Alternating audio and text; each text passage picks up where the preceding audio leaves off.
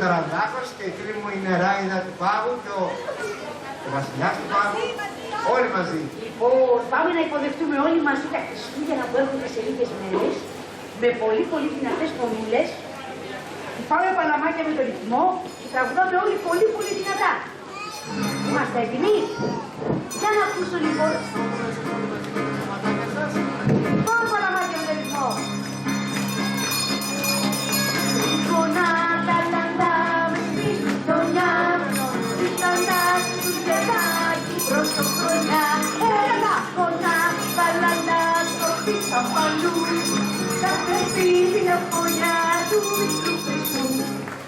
Πουλά παιδιά μέσα στο κενά, καλά Χριστούγεννα πίσω το χρονιά.